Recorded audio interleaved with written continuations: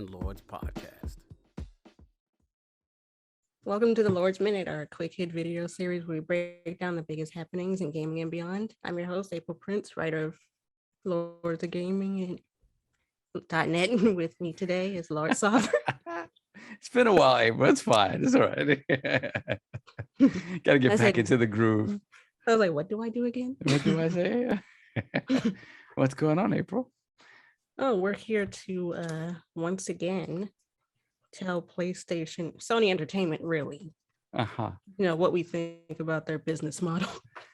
Oh my goodness! So what are we talking about? I've had a feeling I've discussed this already once today, but it's gonna be interesting. We're talking about how they handed us a present and just sat there like, "Do you love it? Say you love it. Say you love it. You know you love it. You know you love it. We don't care if you love it or not. You're gonna take this present and love it." Like, yes, take this complicated math problem that nobody asked for. Yeah. So of course we're talking about the PS Plus tiers. Let's break it down. We already knew about the tier system, so now we're going to be talking about the demo system that's kind of been implemented on the dev side, and also the stacking of PS Now fiasco that happened. Yeah, they said no stacking, no dodging, no. Yeah. You will pay full price when it finally hits. Exactly. So the first thing is the demo stuff, right? So they didn't announce this outwardly to the fan base or whatever. This was something more for the dev side, indicating that basically any game that has a wholesale price of $34.99 or higher, which somebody said translates to about a $50 game retail, has to have a demo attached to it, some sort of demo, whether it be, I don't know if it's a vertical slice of the game. I don't know if it's something that's timed, has to be attached to the game at the very least within the first 3 months of the game being on the market. And it has to be attached to the game for at least a year, I believe, is what they're saying. And the people had some things to say about it. Some people ignored it completely. Some people had some thoughts. So this is the first part of it. So what do you think of this first part, April? This whole thing with the demos? Yeah, I think people were a little confused because they were like, "Is it demo or is it a time trial?" And yeah, I think these days they're kind of one and the same. But yeah, I mean, there's still no sort of indication if it is a time trial. Anything that you unlock during that time trial, is it available to you, trophy wise, stuff like that? If you purchase the actual game, they haven't said anything about that sort of stuff. Yeah. I mean,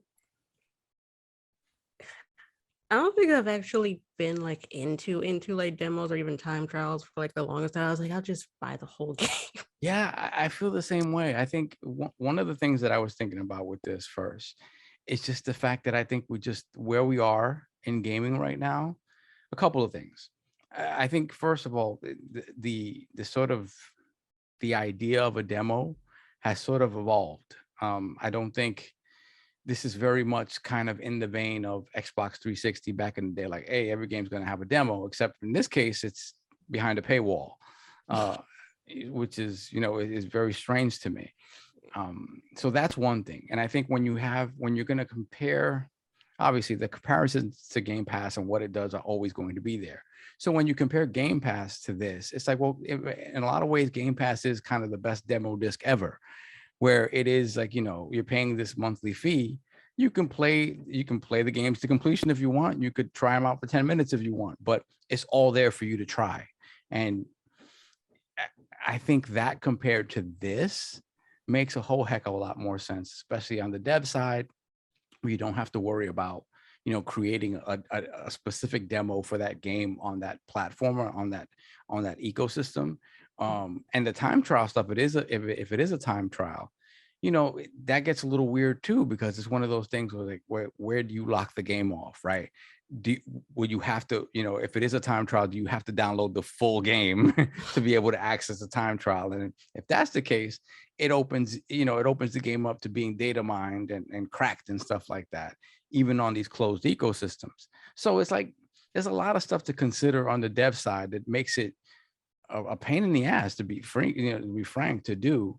Where on the consumer side, I can see the benefit to it 100%, but at the same time, I think the benefit isn't what it could be if it were just at the base tier of PS Plus. If you tell me all games are getting demos at the base tier of PS Plus and you're not paying extra for it, I'm like, cool. That that to me is going to do the job of bringing people in, A, to the service, and B, to possibly purchase games that they may not purchase otherwise.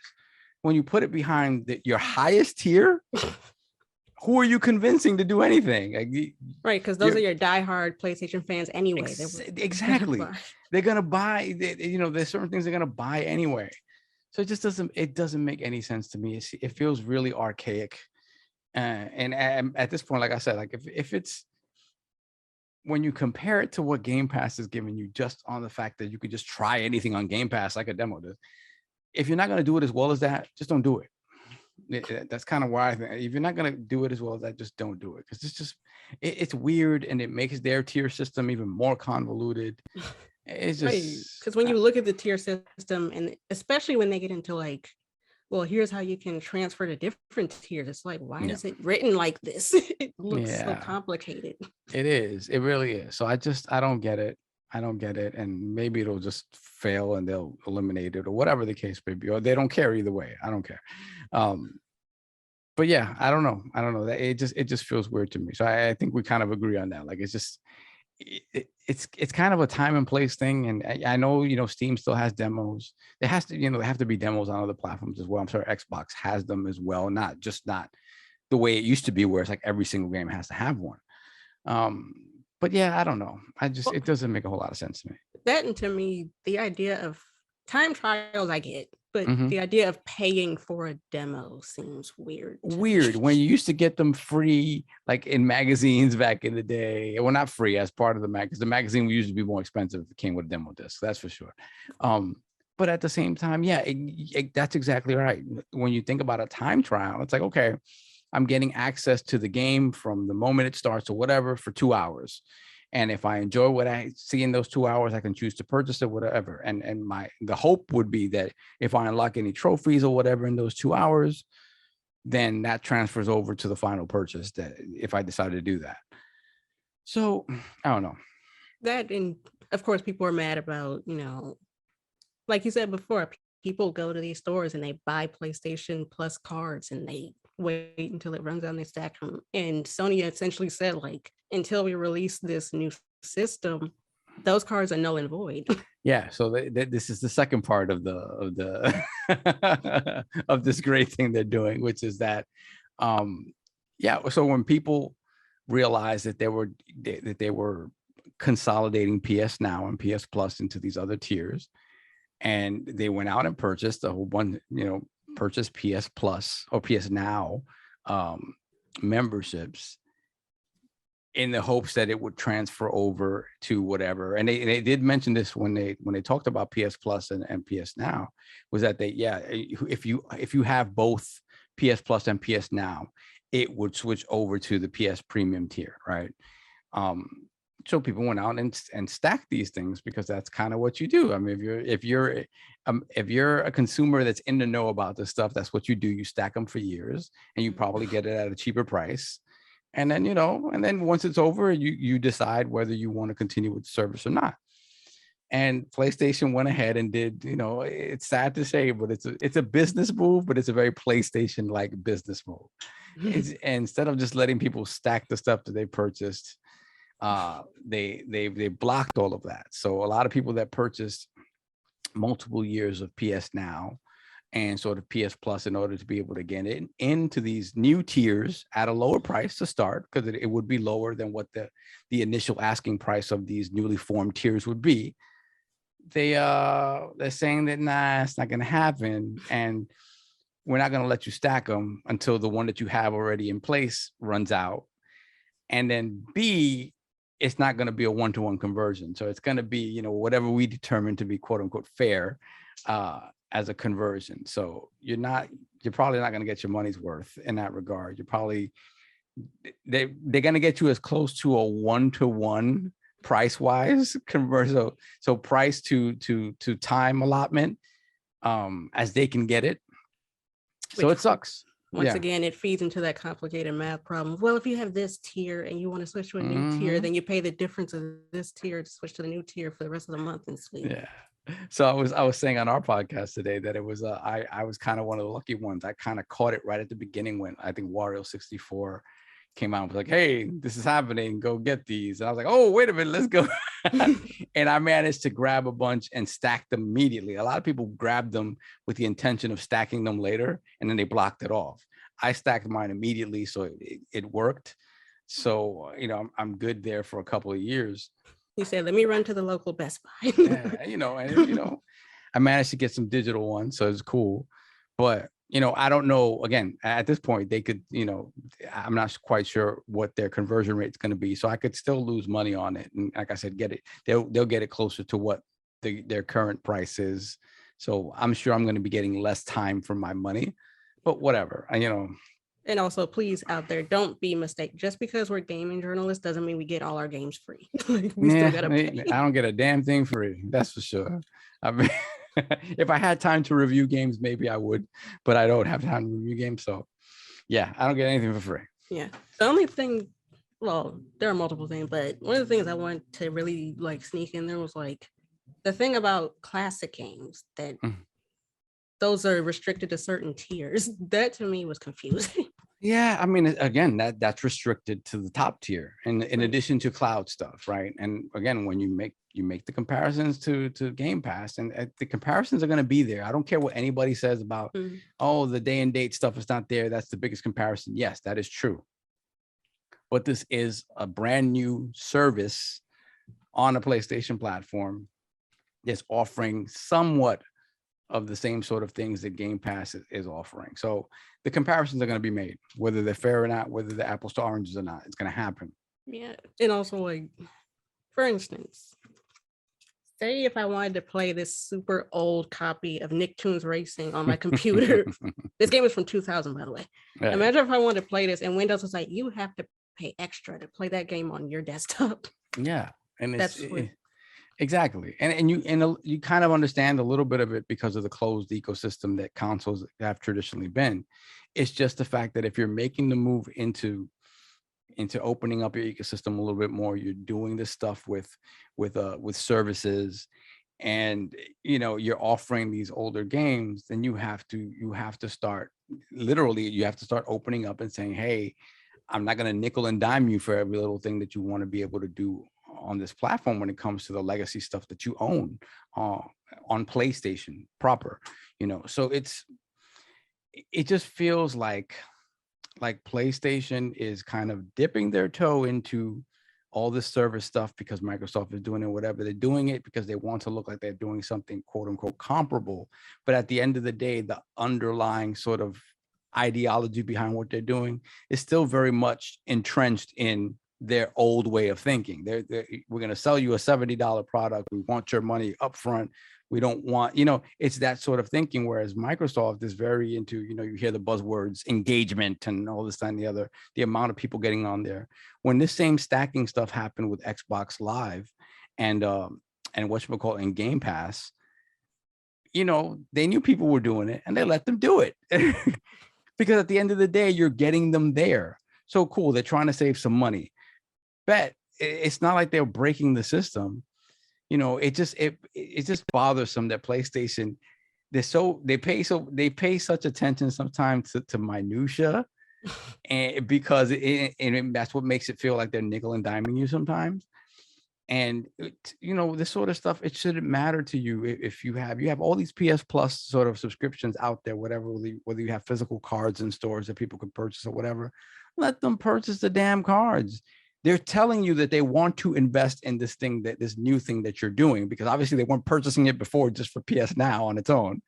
They're telling you they want to invest in this, but they're trying to get the best deal going into the front door just in case it sucks, right? And at the same time, a good deal is a good deal. I don't understand this thing where it's just like, I don't know. I They just want, want companies to realize that if you're giving somebody a good service, they will pay for your they'll service. You pay don't for it. have to Yeah. do that. So the person that, if you let somebody stack a couple of years of it, and they get their money's worth, but in those couple of years, you don't do anything to convince them to stay. When that couple of years that's been stacked, is over, unless the person just completely forgot about it, doesn't pay attention to it, they're probably going to cancel that. And it just doesn't make a whole lot of sense to me when they're giving you their money anyway. If you really didn't want this to happen, you should have stopped stacking before you even announced these tiers and before you even announced what you were going to do. Stop the stacking immediately. Give it maybe a month to sit so people know what's the deal. And then you become, hey, by the way, yeah, these are the new tiers. And, whatever you have already before we stop the stacking, we'll convert. We'll convert as we see fit. And that's it. And then you have to eat that, and that's it. But this sort of doing it, shutting it down after the fact, when people are already sort of taking advantage of the things that you put into place, it's like, dude, like, I don't know. It's a bad look. Also, that should have been part of the initial announcement. Like, please do not go out and buy cars. We will not be stacking subscriptions during this time. Yeah, just say it. Just if you're gonna be that whatever, petty about it, whatever, just say it up front. Just say it up front. It's just, I don't know. I want companies to be upfront with consumers. Like, even like there are certain games I play browser games, and I've had instances where companies will like be sneaky about stuff or be like underhanded about stuff, and I'm like, why do that? Just be upfront. Just be upfront, and I'm probably gonna give you my money anyway. Just to be honest with me about how, what's going on. And just, I don't understand this with Sony. I just don't like, and that's why it feels a little worrisome, because like I said, like Microsoft is all in on the services and how you handle the services, and how the fact that it just has to be more fluid. Because when you're talking about, okay, I just want as many people in the service as possible, that, you use the buzzword engagement or whatever, there's a lot more gray area than as opposed to Sony. We want to sell you this product. We want the money up front. We want this, that, and the other. It doesn't feel like that works when you're talking about a subscription service like that. And the funny thing is, we're talking about that, and we don't even know what the hell is in the subscription service. And people were trying to give you money to try it out. So it's just like, let them give you the money the way they want to give you the money. It's not like you're hurting for money. It's not that I know of.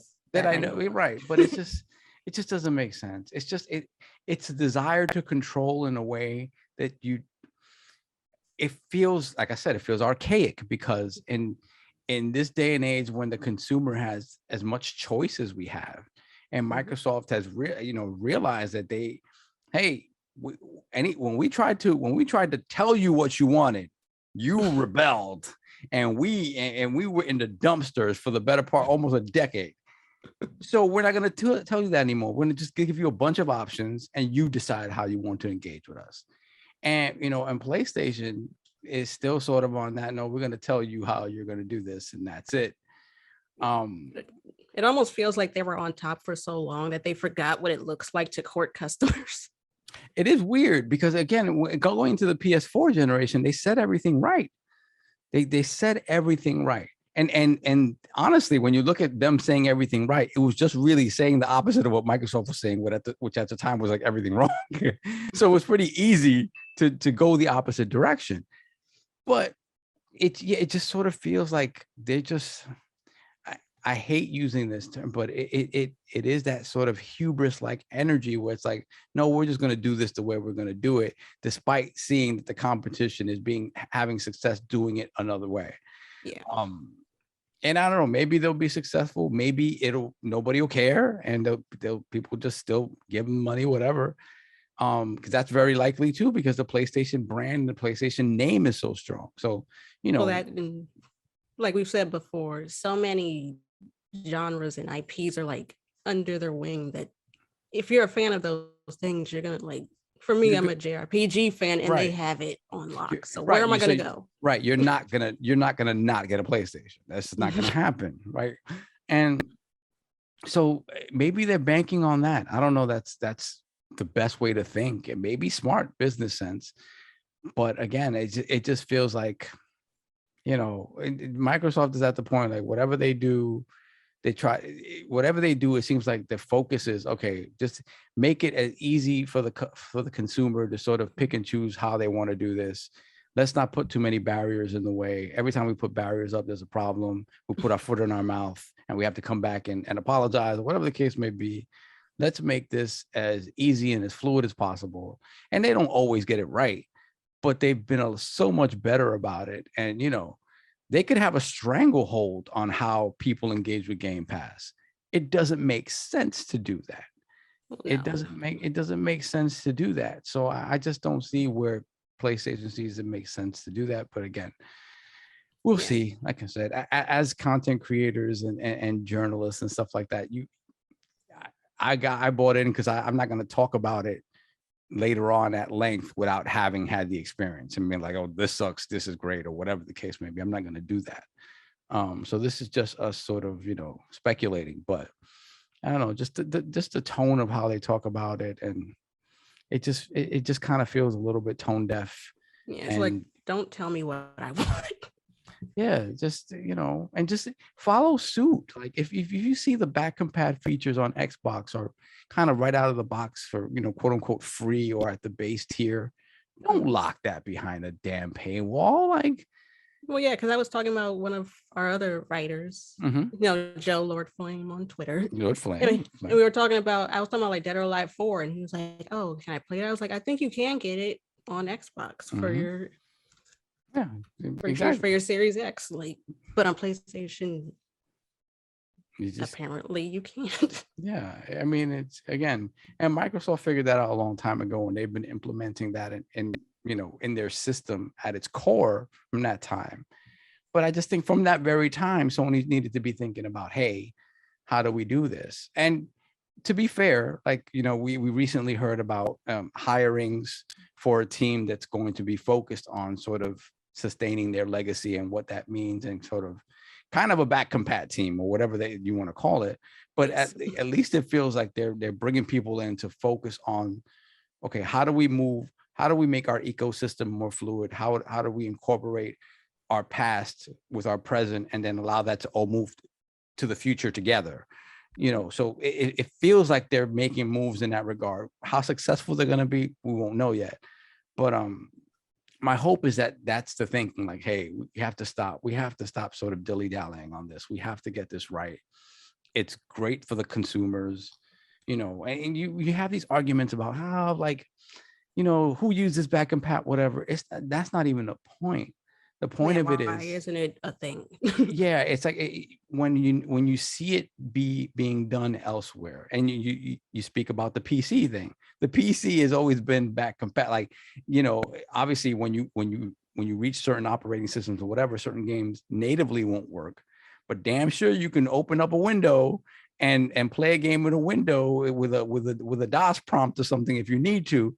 So it's one of those things that you want to be able to access this software that you've purchased over years kind of on a fluid platform, on a fluid ecosystem. And the fact that if it was something that we've seen cannot be done, then it's okay, cool, you can't do it, whatever.